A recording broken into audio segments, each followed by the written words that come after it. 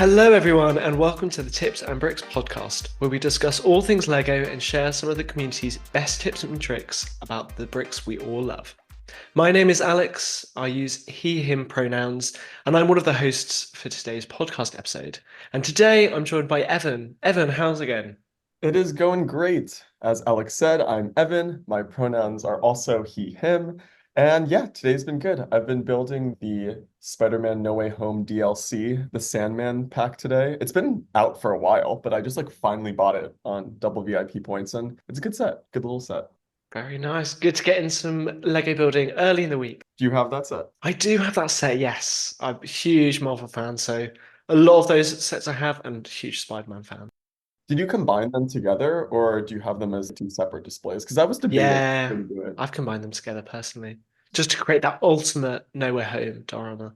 Yeah, Yeah, I was gonna see how it looked on my shelf, but I'll probably end up combining it. Like you said, it's kind of epic. yeah. But before we get too deep into the Lego talk, let's bring on our guests. So this week, Alex and I are joined by a friend and a fellow member of the Tips and Bricks team.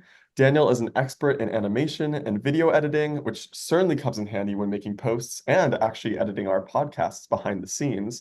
And so, unlike other guests of the podcast, the three of us have actually spent time together in person last year at Scareback. We had a really lovely trip together. So, welcome to the podcast, Daniel. Yeah, thank you for having me. I'm Daniel. My pronouns are also he, him.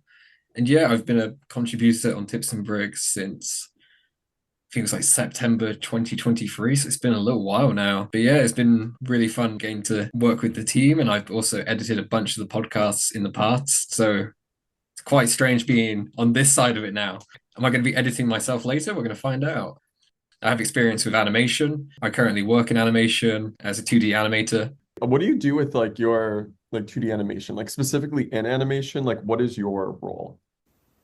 Yeah, I do a bit of all sorts. I do a bit of design, I do a bit of editing, but I mainly focus on 2D animating itself with hand-drawn animation and rigged puppet animation. And I also work as a rigger where I actually create 2D puppets that animators will then use to create animation with. Brilliant.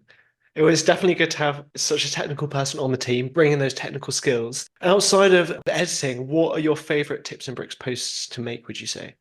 Oh, it's difficult because there's so many good ones. I really love looking at different mocks and kind of analyzing them. So I think that the tech analysis is one of my favorites.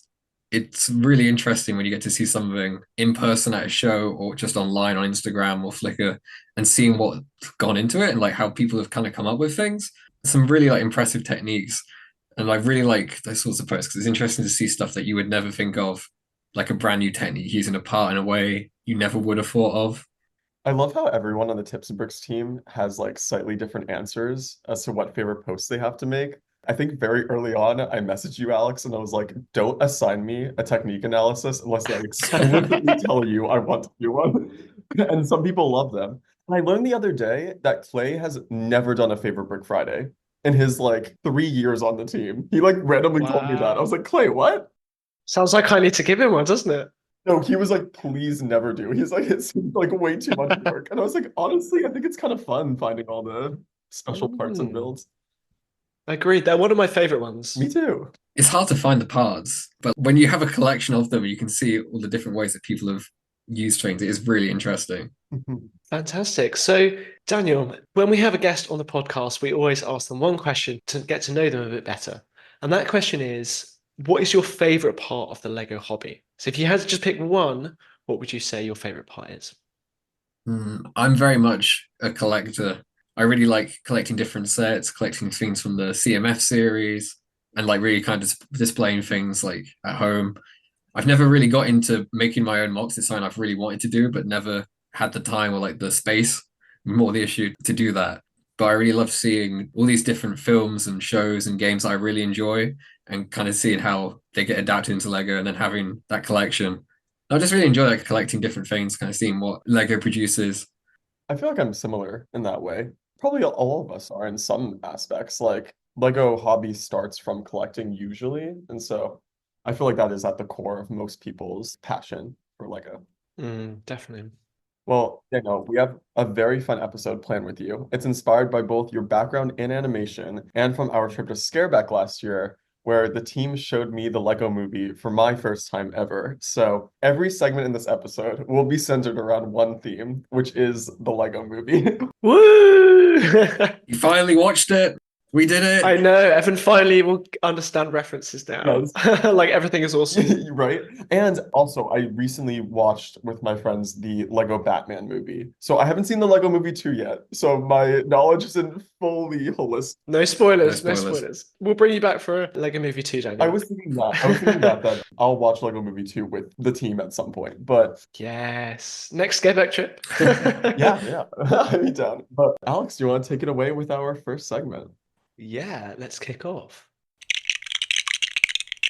So, we're going to kick off this Lego movie themed episode with a discussion about the film.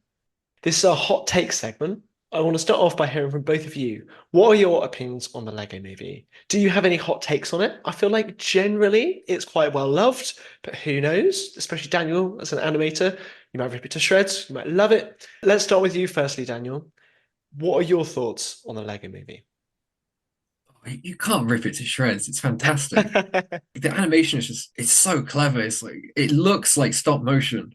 And the amount of people out there who don't realize that it isn't. It's so clever how they've adapted every piece. There's all smudges on parts, older parts have like damage on them.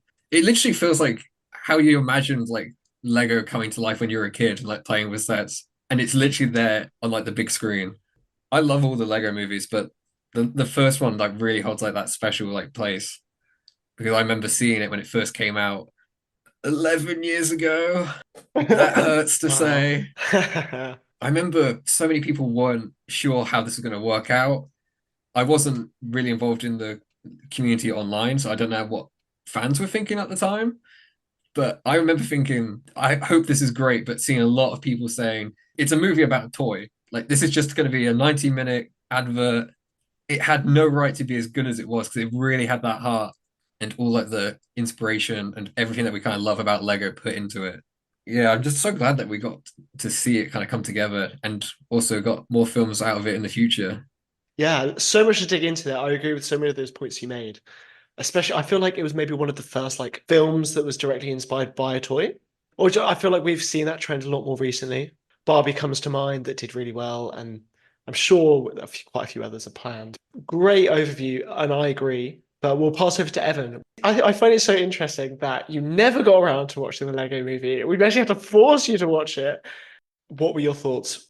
So I do have what I would consider a hot take. And my hot take is that the Lego movie is better appreciated when you watch it for the first time as an adult. I think that as a kid, unless you're like really into the Lego hobby, I think you'd have to be a teen maybe to really get it. What really sold me on the Lego movie is when like it's maybe not the exact like opening sequence, but within the first like 10 minutes, like you get like the part numbers, like the Bricklink part numbers for like IDing elements. As an AFOL, and as someone that is just like really invested, maybe specifically with the Tips and Bricks team, I was just like, oh my God, like they are really catering to the fans here. And not in a way that felt like it felt like fan service, but in like the most respectful and like cared about way. And I was from there on, I was like, okay, I'm really sold on this. And of course, what Daniel said, there's so much heart. The fact that they just throw in every like random character, it kind of feels like that South Park episode about Family Guy.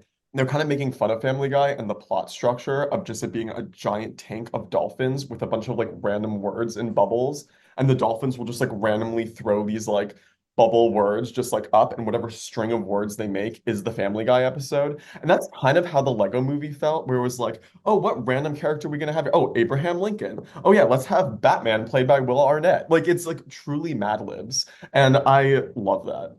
I remember as well. So I wasn't there to watch it with maybe five of us total. I actually had to go to the airport to get my plane. I remember, Evan, you sent me some voice notes like halfway through and at the end. And I remember you saying, oh my God, Benny's just arrived. Like, I think he's going to be a big character in this. Like, I can just see it all playing out. So yeah, I agree. I really love how they introduce those different characters and then someone's like play a big role and some are just those kind of fun cameos. There's so much fun, so much I love, so much for all Lego fans, I think. But going back to your hot take about it being more enjoyable as an adult, I think I would agree with that really, because I just think it has that almost deeper meaning behind it and that real heart, how it kind of zooms out and really almost teaches you a life lesson. Hmm. Yeah. Don't take everything so seriously. You should be creative, let your creativity go, and how that links so well into the actual plot of the movie.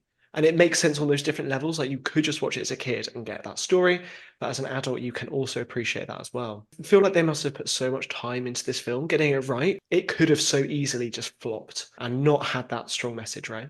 As an adult, I think you need that reminder too. Because I think as a kid, like you already know that, but then you lose that kind of like message as like you get older. And I actually think that that Lego movie has actually impacted me in that way. Because even just recently when I was at my parents over Christmas, my like little cousin came and he has his own little Lego collection, but he like was enamored by one set and like that I had in my coveted Lego collection. And I was like, yeah, well, screw it, just like play with it, like whatever. You know what I mean? Like this is what this is That's for. You know nice. what I mean? I literally thought back to the Lego movie. I was like, I'm not gonna be that like mean guy, that like the evil bad guy that doesn't let this kid play with a Lego set. Like, no, I'm gonna be the good guy. Like, I think it's a good reminder for adults.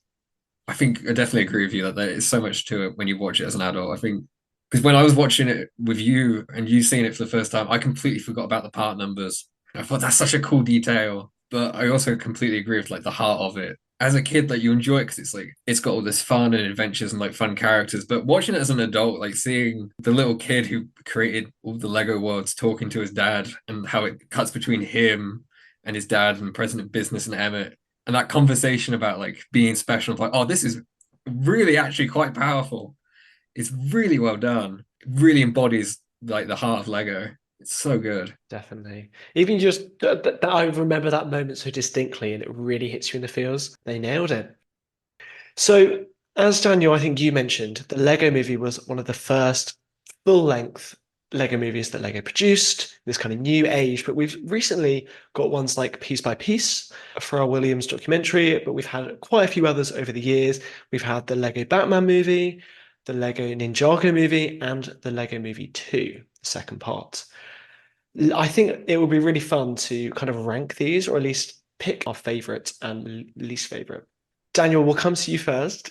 Sorry to keep putting you on the spot. Of those ones I've just mentioned, if you had to pick your favorite and your least favorite, which ones would you pick? Okay, well, when we say least favorite, none of these are bad. Like when we say least favorite, we're talking like this is a good film. And a good film is still a good film, but when you can compare it to an amazing film, it does look worse. Very diplomatic of you, Daniel. You don't want to offend Before the anyone. comment section comes for us. I think my least favorite, I haven't seen Piece by Piece yet, but I'm going to love that because I love kind of like animated documentary. But of the four I have seen, I think my least favorite has to be the Ninjago movie. And it's not because it's bad, it's because it's very different from the show. And I grew up with the show. So I went into it knowing what I wanted. And I got something that was a bit different. But it's also, there's so much creativity to the other three films. And I think Ninjago kind of follows a kind of a father-son, more basic story a little bit more. And there's a lot more elements of it that aren't directly made out of Lego, which kind of breaks the design style a little bit. I have to put it there. I still love it. Like I don't know if I haven't seen it, so I'm not going to go into detail. But the cat is fantastic. But if I'm talking about my favorite film, I think Which one's it in between? the Lego movie, the first one, and the Lego Batman movie are probably both in like my top 5 films of like all time. Wow. Of all time? We've got you on the right episode.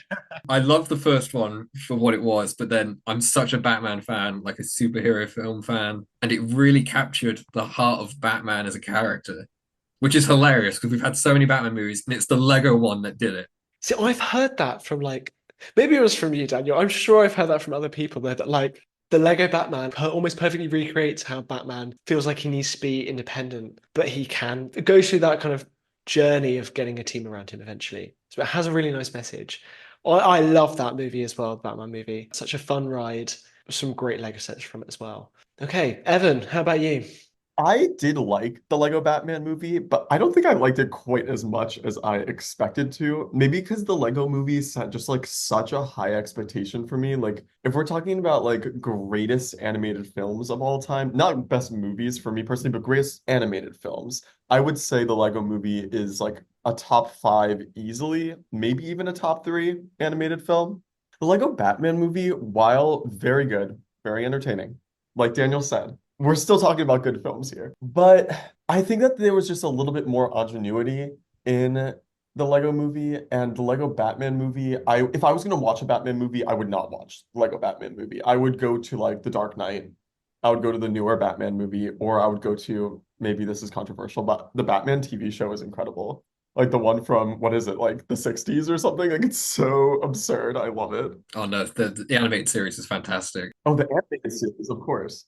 So many of the characters, like their whole identities were kind of formed through that show. Dare I say, like the animated Batman series, I feel like is better than the Lego Batman movie. Oh. I think it has to be. Don't come for me. I think as well with the Lego Batman movie, I'm really curious for like diehard AFOLs who aren't massive Batman fans, like what they thought of it, because I think it's got so much of the Lego movie in it, but there's also so many like references to Batman, really kind of exploring the core of this character and this world and its villains as well, and kind of questioning everything that you know about Batman. I wonder how much it has for you if you're not familiar with this world already, or if it can win you round with its heart and its comedy. I think that'd be quite interesting to know. I feel like I'm kind of in that camp. Maybe not because I've actually seen most of the other Batman content, but I'm not like by no means a diehard Batman fan. Actually, I think if you've seen the animated series, though, Evan, that counts as further on the spectrum. the only reason why I've seen it is because my brother is obsessed with it. Okay. But yeah, I guess that's fair. That's fair. But I don't own a single Lego Batman set. Like at all. Oh, whoa. I think at all. Yeah, I can't think of a single Batman set I have. I thought you were going to say like any of the Lego Batman movie sets. And I thought that's fair enough. You haven't seen it, but no Batman at all. Crikey. No. Okay, we're going to have to send him a set. Sorry, Adnan. I know he's a big. Adnan is our Batman fan on the team. What about you, Alex, though? I think it's got to be the Lego movie up there. It's just such fond memories. Like Daniel said, the animation style is absolutely gorgeous, and for all the reasons we've mentioned. I've not seen Piece by Piece, so I'm not going to comment on that one, but I've seen all the others. I probably would put the Lego Movie 2 at the bottom.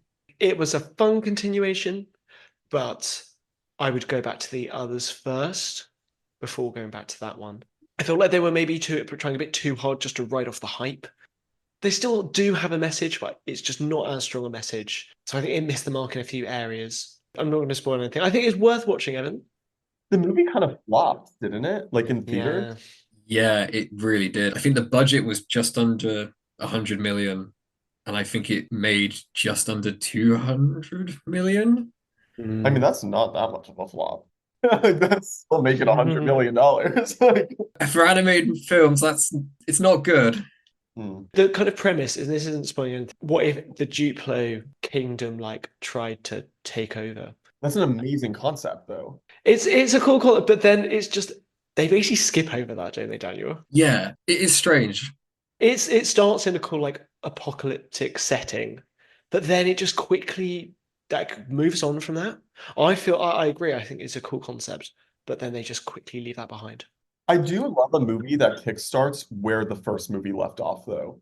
Like when it's almost like no time passed. Because like doesn't the first one like ends with the Duplo coming in. So I'm Yes, but guessing then you skip like 2-3 years. Oh, what? Yeah.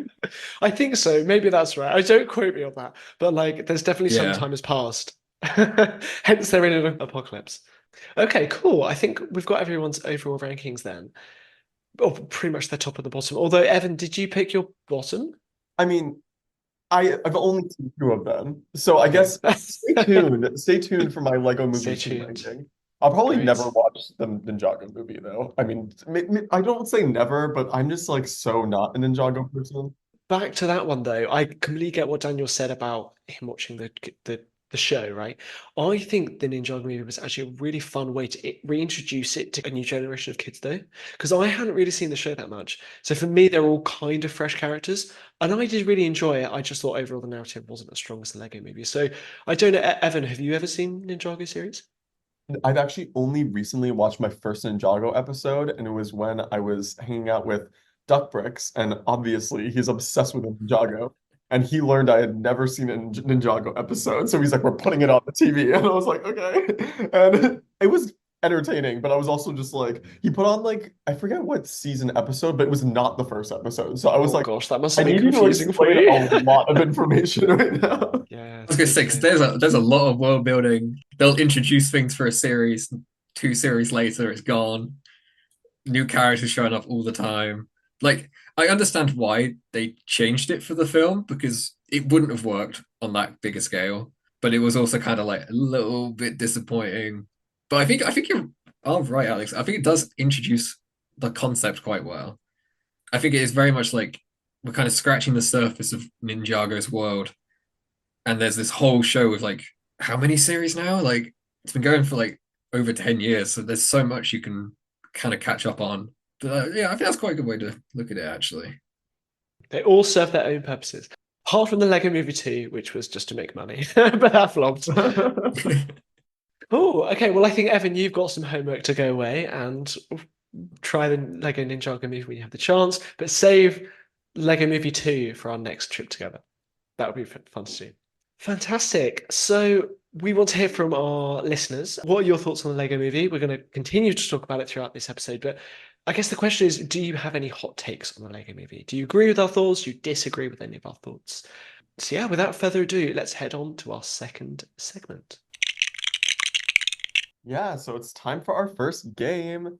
So many of you may be familiar with parts drafts, where builders split up a few copies of a set and they claim parts one at a time. So we're going to share that fun with you in this game, but instead of parts, we're going to do minifigures. So today we're going to take a CMF series, and one by one, we are going to build a team of our favorite minifigures. If someone takes a minifigure, it is theirs alone, and no one else can put it on their team.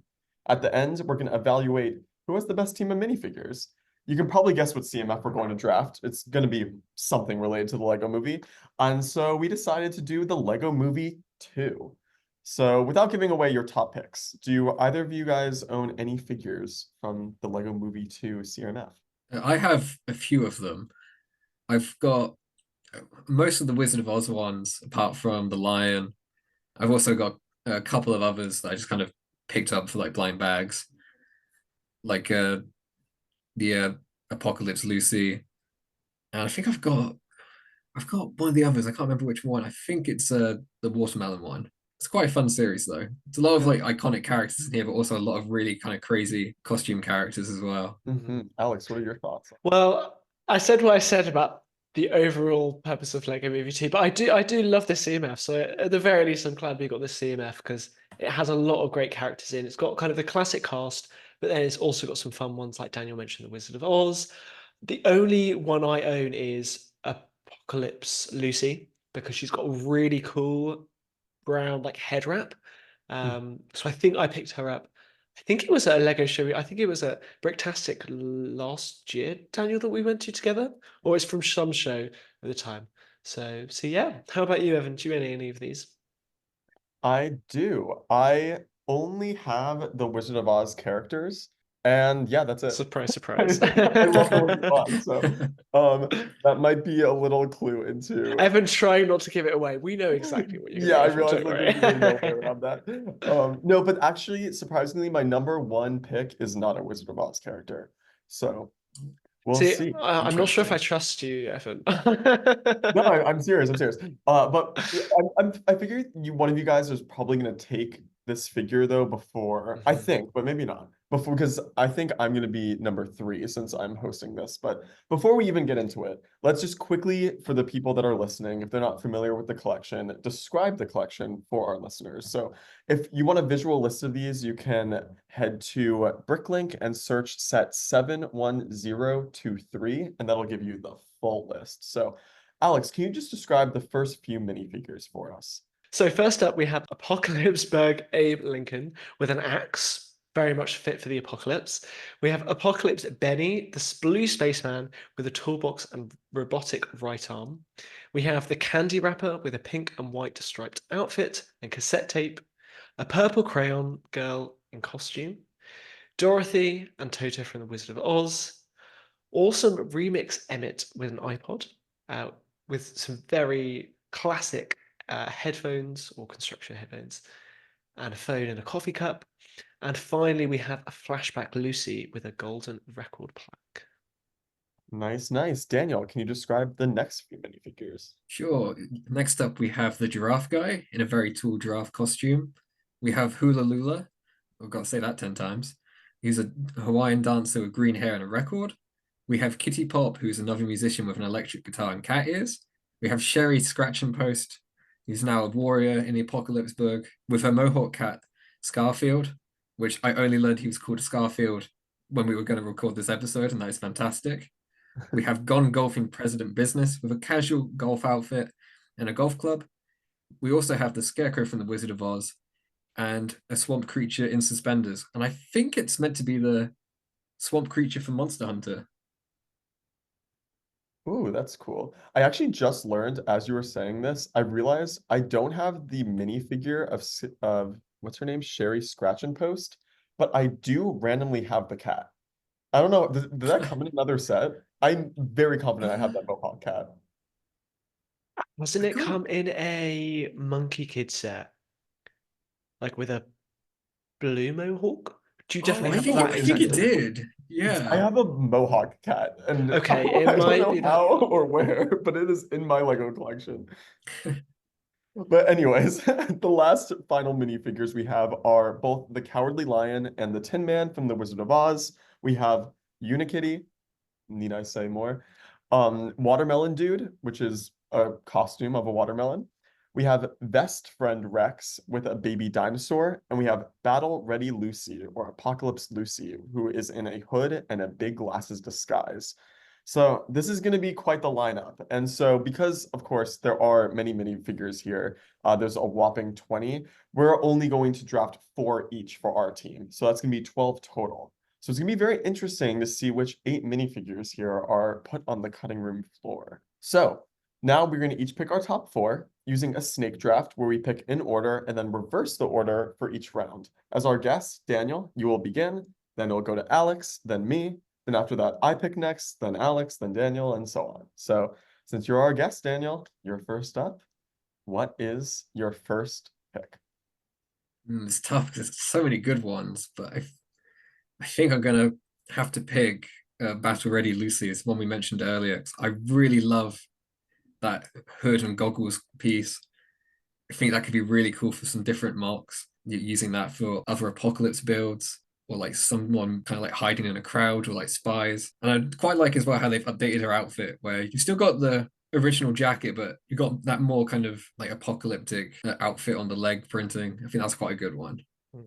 Yeah, this was my first pick. This figure's so cool. I love how we all 3 of us mentioned it then. I mentioned it at the start. Daniel's chosen it, and it would have been your first pick. Wow. The hood piece is so cool. Did that come in any other figure after? I don't think so. No, I don't think so. That's such a unique part, and I feel like it would be a versatile part to use for like Star Wars or something. Oh, it really gives a Star Wars vibe. I'm sure it came in some of the Lego Movie 2 sets, right? I thought it was exclusive. I'd have to double check. Good pick, Daniel. Very good pick.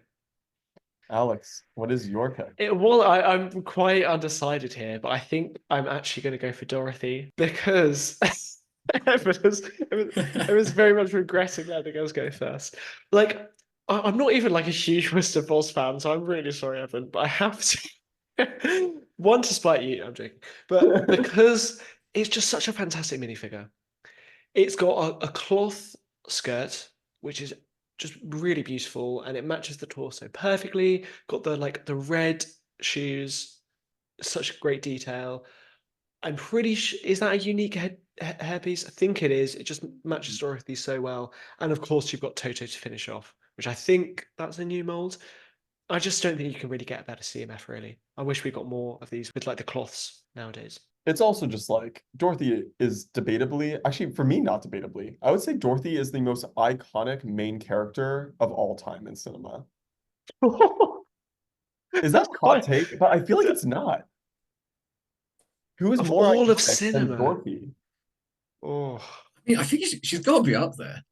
Like, I think Easily top 5. I mean, come on, like who hasn't seen Is Oz? Wizard of Oz though like the top movie? And I'm gonna say that The Wizard of Oz is the most iconic film of all time. Wow. Just like in terms of it's so cross-generational. This movie came out almost Mm. 100 years ago, and we've all seen it.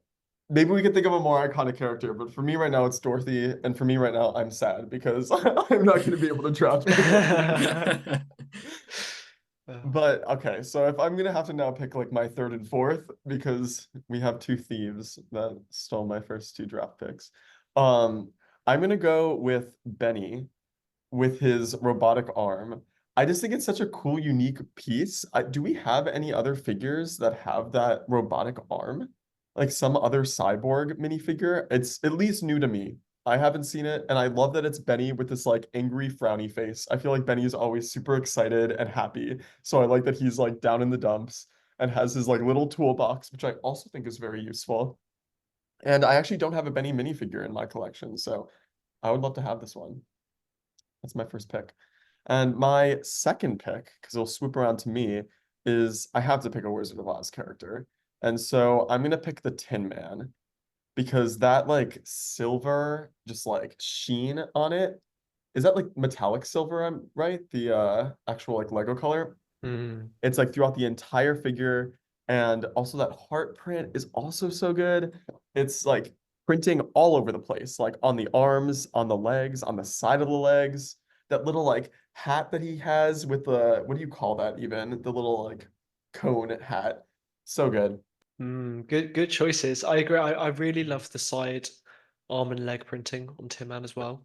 Those are some nice details. Alex, what is your second pick? You know what? I think I'm gonna go with Sherry Scratch and Post with her cat. Yeah, I really love the figure. I love the cat.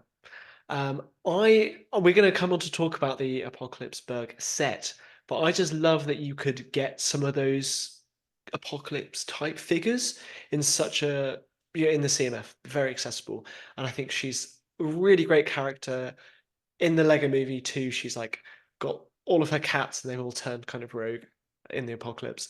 Um, so yeah, that's my pick. That's a good pick. that's a good one, especially for the apocalypse theme. What should I pick next? I think you two have taken my favorite Wizard of Oz characters, but I'm looking at the other two here. We all have to have at least one on our team. I It's like think a cardinal sin to not have at least one. I think my favorite of these two, I think, is the Scarecrow. I Mhm. really like that hat piece. They've really got like such a good variety of expressions on the minifigs, but I think they just nailed like his expression and that kind of like innocent kind of smile. I think it's such an iconic character, and I love as well. I love all three of the Wizard of Oz characters here that they've all got the thing that they wished for from the wizard. I think that was such a great detail to give them those accessories. Do I pick again now? Is that it? Oh yeah, you do pick again. So if I'm picking again, that was getting really hard because there's a lot of good ones. I think my favorites have been picked off. I think I'd pick President Business here with his golfing outfit. Oh, It's I a think good damn it. one. I was I going to pick think that next. I think that's such a good character for like a Mhm. Lego City mock. Because you get the golf club, you get that kind of classic golf outfit, and that's quite an easy one. You could easily put different minifig heads on there and use that body to have like different people playing golf in a mock. And I think it was such a like a fun inclusion to kind of bring back President Business, but with a completely different attire that still fits his role as kind of the dad role. That instead of going off to work, he's now obsessed with golf. I think that's really funny. I also think that you're right that this is a very versatile minifigure. Like, take off the head and it could totally just like plop, or even honestly with the head, just some dude with a funky hairdo in a Lego city. Or you could separate the head and with President Businessman, like you can like put him in like really any cool like mech costume, and I feel like that would just be like a cool little side plot storyline with him. So this is a good figure. Lego, where are the President Business mechs? Yeah, right. We're gonna have to get on that one. Alex, what is your third pick? It's a hard one. Yeah, I was going to go for the golfing President Business. I have to say, I'm a bit confused by some of the minifigures in this set, like the crayon, the giraffe, the watermelon. I'm not going to be picking those. Spoiler. I think I might go with Vest Friend Rex because he has a really cool hair hat combo and Mhm. quite a cute little baby dinosaur. I think I'll go. I know he was in a lot of sets, but I believe his hat is exclusive to this one. Yeah, I believe so. That's a good pick. Yeah, this is a good figure. It also has arm printing too. All around good. I love the pants on this. Actually, some of the best hand printing, I think, on any minifigure ever. Like, this like, what do you call those? They're like chaps. So I have to pick my third and fourth here. And there's a couple good ones that I'm eyeing. I'm trying to think now for like my personal like what would I actually like use these for? Alex, I actually have to disagree with you. I think the crayon is so cute, and I also think the watermelon is so cute, but maybe not. Why are they in this? Why are they in the Lego Movie 2? Did they come up? I've not seen it in a You tell while. me. Daniel, do you remember? Yeah, they're in the background of a few different scenes. In the background. I'm pretty sure it's more the Sistar system when they get to Okay. that part of the world. That's where the singers are from, at least. It would be cool if we had like a bunch of like crayons in different colors. Like if that was just like something that appeared in like different CMFs and you can like assemble your little like minifigure box of crayons. That'd be kind of cute. But I think purple's the only one, right? So I think it is. It feels like that. You know, there's that body piece where it's it's a 2x3 brick, but it's acting as a minifig torso, and how that gets re-released in different colors every year or so. Like that, I could totally have seen them doing something like that, where over time they release all the colors. I've just looked it up, actually, Evan. Yeah, purple crayon is the only minifigure. Apart from, there was a pink with a dark blue tip released in the Builder minifigure. Oh, oh. okay. But yeah, otherwise very underutilized. Oh, I just looked that up. Okay. Yes, but for some reason that one feels like more of like a firecracker with the it has like these like stars on it. Oh, Does that true. read as Yeah. crayon to you? It's not the firework minifig, is it? 'Cause that was one from one of the CMFs a while ago. No, it is a crayon, but it like Oh, I don't weird. know. I like the purple one better. It's more consistent to me. Like I feel like the color, maybe this is me being a crayon purist, but I think that the wrapper around the crayon should be the same color as the actual color of the crayon, right? I've never thought about crayons that much, to be honest, Evan. Okay, guys, we're gonna have to scrap the Lego podcast. We need to solve this. Also, a lot of talk for a character I don't think any of us are picking. No. Well, you were defending Evan. I think this should be one of your third or fourth. Otherwise, why are we No, it's wasting air fine. on it? So I just saw Sunset Boulevard on Broadway, and I'm now obsessed with Nicole Scherzinger, who leads the show. And she starred in the very famous girl group, at least in the 2000s, it was very famous, the Pussycat Dolls. And I just feel like this little like what is she called? I actually don't even know her name. Is it She looks like Lucy in the blue? Kitty Pop. Oh, With her guitar, I love the electric guitar. I love this outfit, and I also just am obsessed with this hairpiece. I think this is like with the little cat ears on it. I feel like I would just like switch this out a little bit, and then it would be a character from the Pussycat Dolls, and I would just make the whole lineup, and then I have Nicole Scherzinger in Lego. very good, very good. And then my final pick, I feel like putting the candy wrapper in the downtown diner would just be like a really cute this like addition there. Like she feels like she would fit right in with like that little like disco jukebox vibe. I also really like Lucy with her. I think that like platinum or like the gold record is just a really useful piece. But ultimately, I'm gonna go with the swamp creature as my final pick because I think this would be just perfect for a Scooby-Doo mock. And I love his little like suspenders. I think it's so cute. And I don't have the actual swamp creature character from the Scooby-Doo sets. That was one of the sets I missed. So I'll throw that character in my Scooby-Doo setup. Very nice. Back over to me then, right? Mm-hmm. Your final pick? I think I'm going to have to go with Flashback Lucy. For some of the reasons you described, telling me they're kind of pop aesthetic, but I think that's just a really fun minifig. I love the hairpiece as well, like the kind of blue pink fusion and that gold's record plaque. I can definitely see myself using that for some mocks. So yeah, that's my last pick. That's a good one.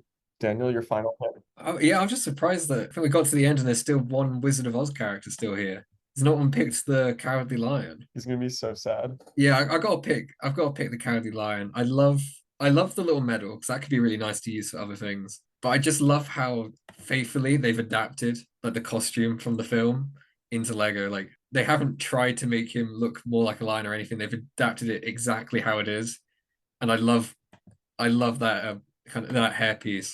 It really makes me think of the. It makes me think of the dwarves from the Hobbit theme with all their crazy beards. I feel like he could blend in really well with that lot. It's such a good color too. Is that like a medium nugget color? I think so. And it's like, yeah, apart from the hands, I think it's like the whole minifig, isn't it? Yeah, which is just really nice in general. I love that character too. I do think it is probably, as a minifigure, my least favorite of the four. Only because I think the other ones, maybe just the costumes are more detailed for the source material. No, I think that's fair. It's like, and Dorothy's got like so much detail with like the skirt and the new hairpiece. And the others have got quite a lot of detail with the printing. I think that's pretty unfair. Okay, well, we have our team. So now we have to determine who has the best one. So, Daniel, your team was actually, do you want to tell us your team? Yeah, so my team, we have Battle Ready Lucy, we have the Scarecrow and the Cowardly Lion from the Wizard of Oz, and we have President Business who's gone golfing. And that's a strong team. Like, Yeah, your team's really good. you've got some iconic film characters from the past. You've got some iconic characters from this film. I think I'm quite happy with that. You've not got the most iconic film character, though, according to Evan, which is in my team. So I've got Dorothy. I've got Sherry, Scratch and Post, a fearsome warrior with her amazing cat Mohawk. I have got best friend Rex with his awesome cowboy hat. And finally, I've got Flashback Lucy with the bright colours and golden plaque. Pretty good team, if I do say so myself. It is a pretty good team. Honestly, I feel like every time I do one of these like drafts, I'm like, how did I end up with the team I don't like? But okay, no. I still like my team. I have Benny with his really cool robotic arm. I have the Tin Man. I feel like actually those two minifigures are very cohesive together. Like they feel like two like robotic characters. We have Kitty Pop, my Nicole Scherzinger figure, and then we have the Swamp Creature. Like overall, not bad. I'll be honest. Sorry, Alex, and sorry to me. I think Daniel has my personal favorite team, but I think they're all good teams. Do you guys stick with your thoughts that your team is the best? I'm quite happy with my team. I stick by mine, so it just seems like Evan got the short end of the straw.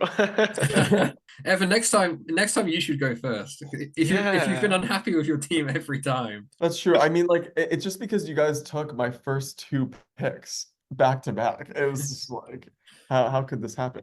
Which also happened with Bethany and Rob with the modular draft. They took the Parisian restaurant and I forget what the second one was, but they took it right out of my hands. Too polite, Evan. Should go first next time. You're right. But you know what? It's not even up to me. It's not even up to you guys. It's up to our listeners. Who do you think had the best team? Let us know. You can reach out to us on our Tips and Bricks channel on Instagram, or you can comment on our Patreon Discord. And so join us next time for more parts drafts or minifigure drafts or set drafts. And yeah, tell us which parts or sets or themes that we should draft next. I'm excited to host another fun game today, Make It, Mod It, Mock It. In this segment, we'll discuss 3 LEGO sets, but there's a catch. We each have to place the sets in 3 separate categories of make, mod, or mock. Make is a set that we would build and keep as it is. Mod means we'll mostly build a set, but we want to customize, upgrade, or modify it in some way. And lastly, mock is a set that we would simply use for the parts in our collection. So our least favorite of the bunch. We're going to talk through our rationale for each set, and as always, we want you to play along at home. Alex, I don't think it's fair to say that the mock is the least favorite. It's not always the least favorite. Fair enough. Sometimes the parts are just really good. Yeah, that's very fair. Maybe our list, and to be fair, some of our listeners that might be the first thing they do with the set. They might mock it if they're big mock builders. So the 3 sets we have for today are, of course, inspired by the Lego movie. We're going to take one iconic set from each movie in the franchise. So those 3 sets are going to be Metalbeard Sea Cow, the Joker Mansion, and Welcome to Apocalypseburg. So, Daniel, please would you be able to describe Metalbeard's sea cow for us? Yes, so this is set 70810. It was originally $250 for 2,705 pieces when it first released in 2014.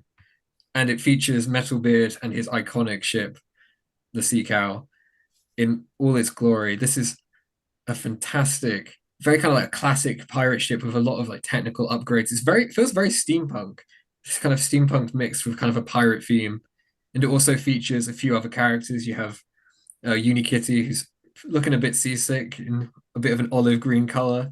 You've got Benny, Emmett, Vitruvius, and Wildstar, as well as a couple of micromanagers and the iconic double-decker couch, which is worth picking up this set alone for. Yeah, brilliant. So, Evan, please can you describe the Joker Manor for Of us? course. The Joker Manor, that is set 70922, and it came from the Lego Batman movie.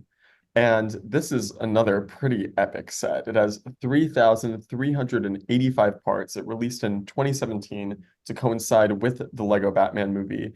And it is just like a Joker Manor kind of on steroids. Like it's just like a mansion with just like Joker-fied details, like a big sign that says Joker, a very like funhouse carnival entrance, and a little roller coaster that goes around the whole thing with like text popping out from the side of the building going, haha. It's pretty awesome. Agreed. Very cool set, very unique. And the final one we have is Welcome to Apocalypseburg.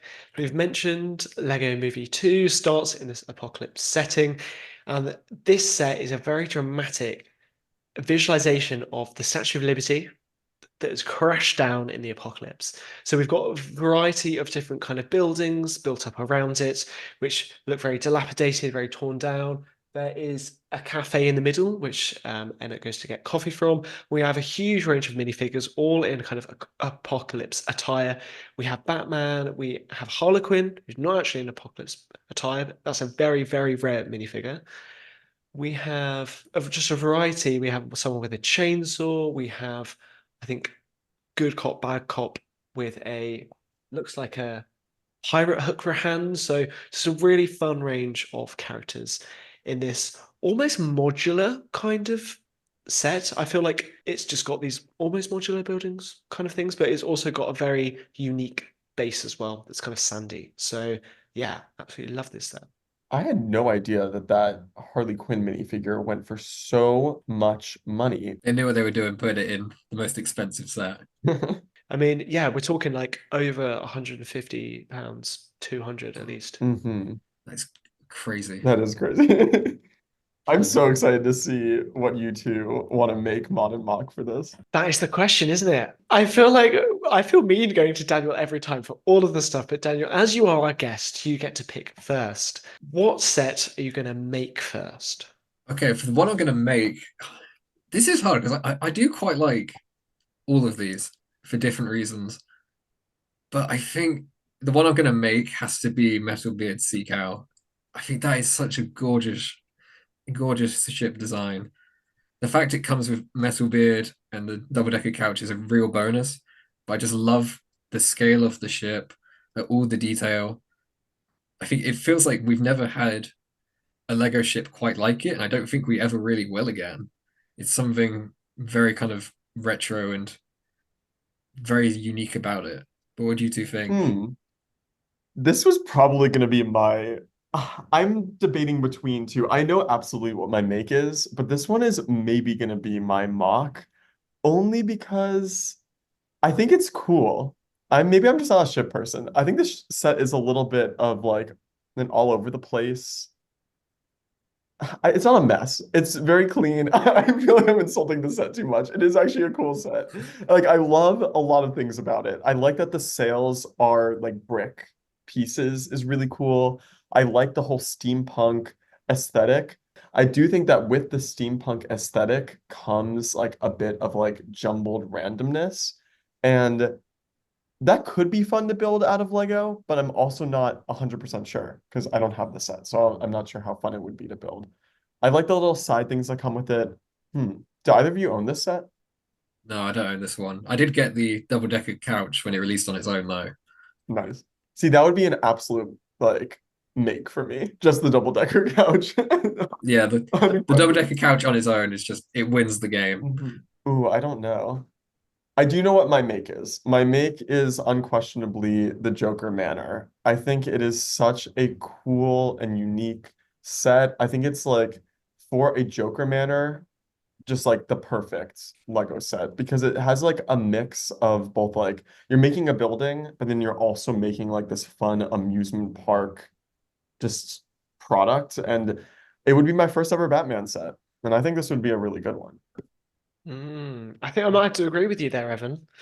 I just love this set, and I feel like it encapsulates like it's all the bright colors. It really screams like animation to me. Mhm. Um, and I feel like it just encapsulates the movie so well. And I love the movie, so I'd love to have this on my shelf, proudly display it. And I love all the figures as well. How you get, I think, 4 minifigures in there, like that white outfit, which I think is that towards the end of the film? It's like a celebration outfit. Yeah, but it's in the Team up. credit scene. Is it in the credit? Yeah, so much fun. Um, so I'll agree. I really like this set. Where would this set be for you, Daniel? Oh, I'm gonna get in trouble now. They're I, three great sets, so not too much trouble. I, hmm, I think this is my mock. I think I really like the idea of it. Like, I love the idea of a Wayne Manor that's been taken over by the Joker. I'm not sure if it's really doing it for me. I love the roller coaster aspect and the entrance, but I think in terms of like an actual manor, I feel like there could have been a bit more. I thought about making this my mod, but I had some more ideas for the other option. So I think I would probably mock this one, find something to use those roller coaster Yeah, pieces what could for. you possibly make from this set? I feel like this is like the only thing you can make with these parts, right?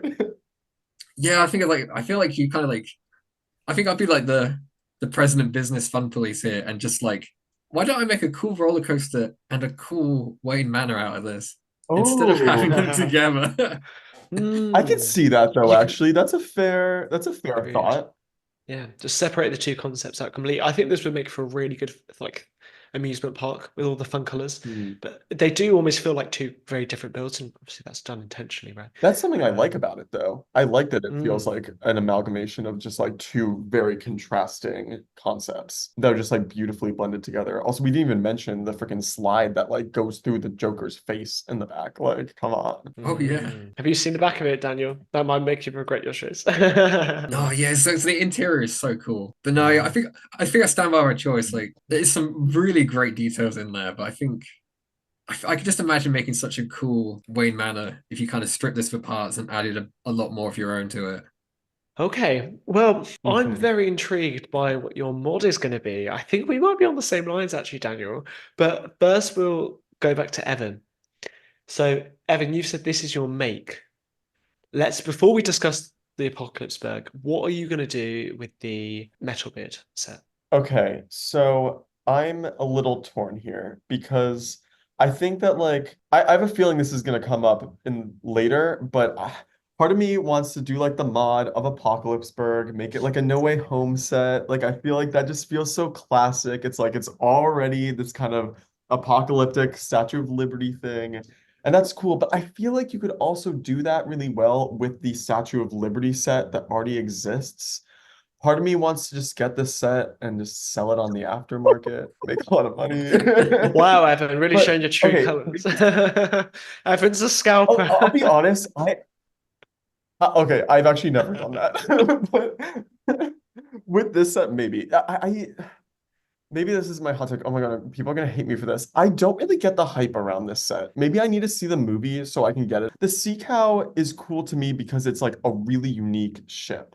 And like I really appreciate that. And like I feel like if even though I'm not a big like ship person, I could totally mod this into like a really cool building. Like I feel like the parts here, because it's a very I guess the base looks like it's like those big boat parts, but otherwise it's like a lot of like standard bricks you could use to make a pretty cool modular building. Hmm. Yeah, I'm gonna mod the sea cow, and I'm going to make it in like old tavern with like, and I could use like those sails as like a really cool Ooh, Oh, I can sailing see bridge. that. That's quite a nice idea. get you. Very nice. But let's just be clear, the the double couch, double decker couch, I'm keeping it the same. That is Can perfect have a design, proud place immaculate. in your little tavern. Fantastic. Okay, so Exactly. Daniel, you're gonna mod the Apocalypseburg. Were you thinking Nowhere Home? Because that's certainly what I was thinking. Yeah, it gives such like vibes. It must have been on our minds from the start of the episode, right? Yeah, it's just literally like it could be so perfect as like a really kind of grand battle set. You could build up the Lady Liberty a bit more if you wanted. But also just from the Lego Movie 2 Apocalypse theme, I think it could be so cool if you modified this and added onto it, kind of add a bit more to each of the buildings, kind of add like little details here and there to kind of add to the apocalyptic world building that the film sets up because they give you so many accessories and characters to really let you do that. So I think Totally. I think it goes to mod for me because it has those two sides of it where you could go the Lego Movie 2 side and really expand it, or you can go the Lady Liberty side and have it as like a larger scale version of that set from a few years ago, or go the Spider-Man route. For sure. I'm with you there, Daniel. And I think I've seen someone incorporate this into like a really big Lego Movie 2 mock, which has like a huge desert, lots of different kind of apocalypse bunkers and stuff. And this was like the centerpiece. It just looked really great part of that landscape. But I kind of disagree with what Evan said about this not being as, or I just feel like all those extra parts you could use to build up the scaffolding around. Whereas for the if you just got the Statue of Liberty, you'd have to get all of those yourself. So I think this is a great contender. Hmm, But wow. that's true. And I say that while literally right before this podcast, I am building the No Way Home set. So I guess maybe I Mm. can be convinced. And I actually think that the scale of this Statue of Liberty would go perfectly with that set you just showed up, the Sandman one. Like I can imagine putting the Sandman on top of the like Mhm. torch and it actually fitting quite well. The scale works better for sure. Yeah. Fantastic. Well, those are our picks then. So my list was I'm going to make the Joker's Manor, I'm going to mod the Apocalypseburg, and I'm going to mock the Seabeard or the Sea Cow, sorry. I don't know exactly what I would do with the Seabeard, but I'd probably just take it apart and use some of the brown for something, maybe a city build. I love Evan's Tavern idea. So those were my three. Daniel, do you want to tell us what your three were? Yeah, so I would make the Metalbeard Sea Cow. I would mod Welcome to Apocalypseburg, and then I would rip apart Joker's Manor to make a much more normal manor, President Business style. Very good. And Evan, how about you? I would make the Joker Manor. I would mod the Sea Cow into a nice snowy tavern, and I would tear apart Welcome to Apocalypseburg and sell that Harley Quinn minifigure for millions and millions of dollars. Evan is a scalper, guys. You heard it here first. Don't trust him. Never give him your rare sets to enjoy. He's only going to sell it on the aftermarket. I would actually never. Was not convincing. Okay, well, fantastic. Well, thank you, Daniel and Evan, for playing along. We want to hear if we got our choices right or wrong. So let us know your opinions too in the comments of the Instagram post announcing this episode. And yeah, we'll look forward to more fun games of Make It, Mod It, Mock It. Close off our show with this episode's question of the week. Every episode, we share a burning question about Lego that we'll answer together. But we also want to hear from you, our listeners, what you have to say. So be sure to listen back to our previous episodes and continue the conversation in our Patreon Discord, where more details can be found in the show notes. The question that I've prepared for this week is, if you've caught the trend, it is inspired by the Lego movie, but this is a bit more of a personal direction. So for this week, the question is for both us on the podcast, but for our audience to think about as well, which is, how does Lego inspire you to be creative? We've been going to Daniel every single time. So I'm going to actually curb the trend and give it over to Alex. Alex, how does Lego inspire you to be creative? Oh, great question. I think Lego inspires me to be creative by just being a ton of fun. Like the Lego movie, the whole message behind the Lego movie is like, be creative, don't be tied down, play with your bricks, basically. And I think that's such an important concept to recreate. You know, in my day-to-day job, I enjoy my job, but there's not much creativity involved. So that's why I just love being able to get home, build some Lego, whether it's Lego sets, which is its own form of creativity to see how parts are used, or recently I've actually been really getting into mocking. I'm building for an upcoming show here in the UK, which will have run the time this episode comes out, but it's Bricktastic. It's a bigger show in the UK. I'm building both my own Ninjago mock and also part of a collab for New Hishima. And that's just given me such a great just taste of getting back into using the bricks again. So many possibilities, but I'm really pleased with the progress I've been making. So yeah, I guess just that freedom to be creative, to play and not worry too much about the results, sometimes experiments, just so much to love there. My answer's all over the place, but that's how my creativity is as well. I mean, at the core of it, your answer is it's just a great outlet. You know what I mean? Like, I feel like it's a good pivoting from what you were saying. Like, it's a nice standard that's already been set with like rules that we're already aware of that you can also break, but you can also follow along. And it's not like as ambitious of an undertaking, maybe, as if you just like had a blank canvas and just had to start painting. You know what I mean? Because like you could always like if you get in a rut, just build a Lego set with instructions. You know what I mean? Pivot to that, you know? And so I think that because there are so many options with Lego, it kind of lets you be creative in different ways. Daniel, what's the answer for you? How does Lego inspire you to be creative? Well, yeah, I completely agree with you two. Like, there's so much potential with Lego, whether it's making your own things or following the instructions and building a set. I think for me, a big thing for me, I think, especially with all the film theme today and me coming from an animation background, a big factor of it is how Lego inspires you with like storytelling, how it teaches you about world building, like quite literally.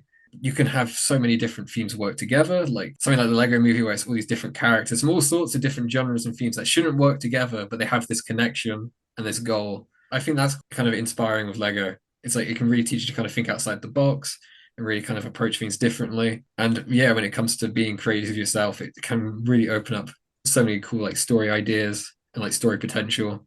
We all had those times as a kid when we were like playing with Lego sets and you're coming up with your own characters and putting sets together and different themes together and just kind of having fun with it. So I think yeah, it's like the storytelling like side of it is like the big thing for me from that.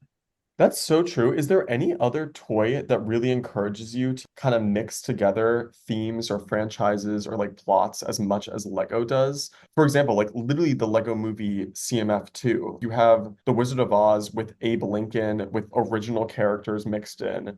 And you really can't get a toy that has that many genres mixed into like one toy. And so I think like what you said, Daniel, is like encourages you to then as like a creative user, then think outside the box for your own storytelling, which I really love.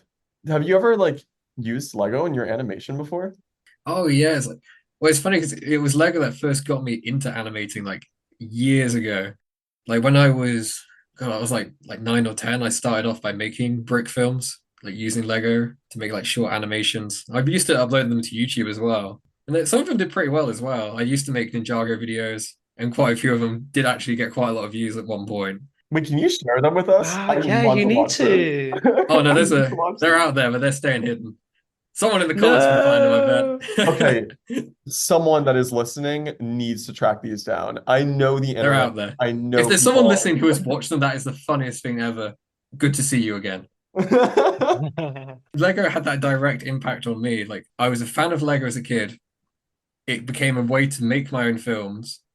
That got me into animating. That got my interest in animation, which then led to me going to uni to learn about animation. It led to me getting to work in animation. So there literally is that direct connection with Lego and my current career. Wow, Wow. that's amazing. That is so cool. I like that, like for Alex, you say it's like kind of a way because you said, I mean, your career, there is a level of creativity in it, but I guess there's a lot of rules to follow with what you do. Yeah.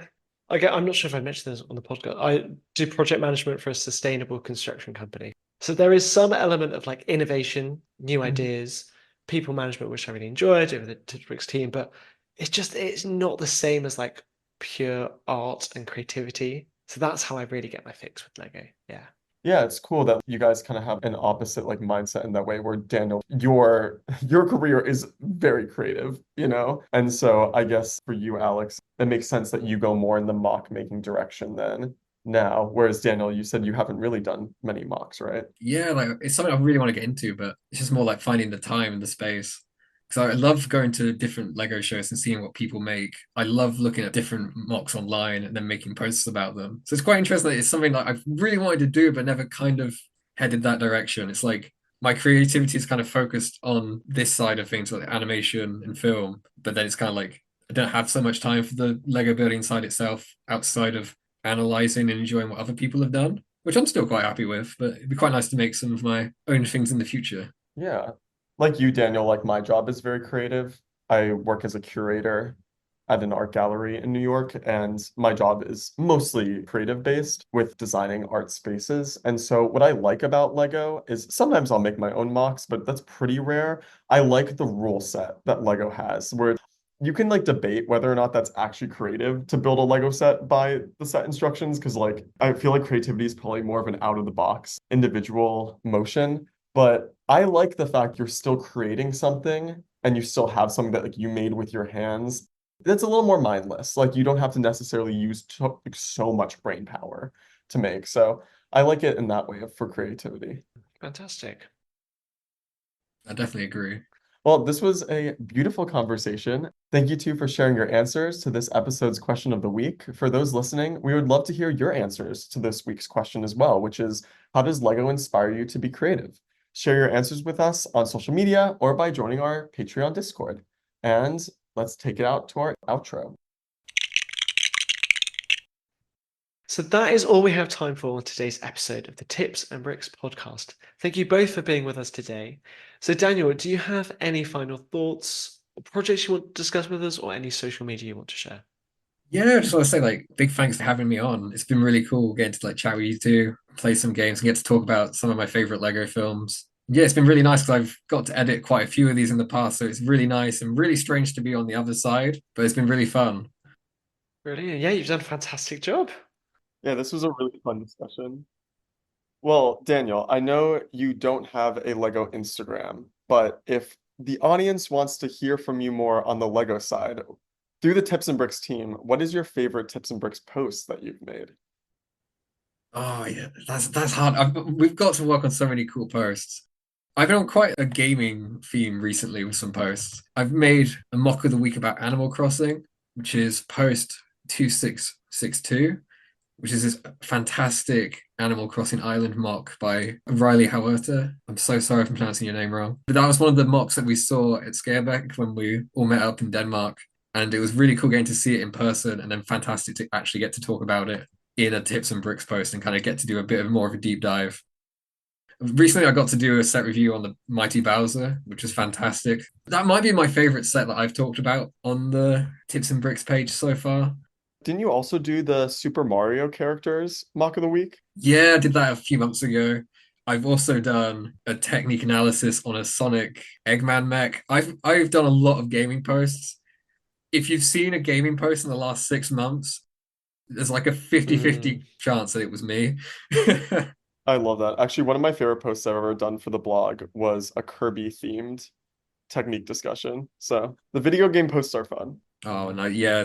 Now we're getting more and more of them in Lego. It's what I wanted all these years, and we're finally getting all of them. It's so good. Next is Lego Kirby, please.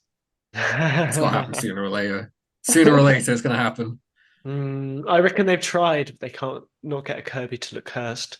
So they're like, nah, let's not bother. There has to be a way. Come on. New mold. Just make a new mold.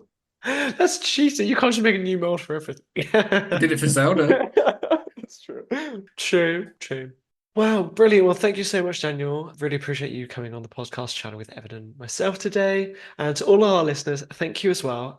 Please continue the conversation with us on Instagram at Tips and Bricks, as well as on YouTube. And also, please consider joining us and supporting us on Patreon, where you can chat with myself, Evan, and Daniel on a daily basis, chat about your favorite Lego sets, about the news. We have a Patreon Discord server where you can hop on and support us. We would also love it if you could rate and review us on your favorite podcast app, which really helps to spread the word about the podcast and share it with more listeners. So that's everything for today. Thank you so much for listening. And until next time, I'm Alex with Evan and Daniel signing off. Happy building, everyone.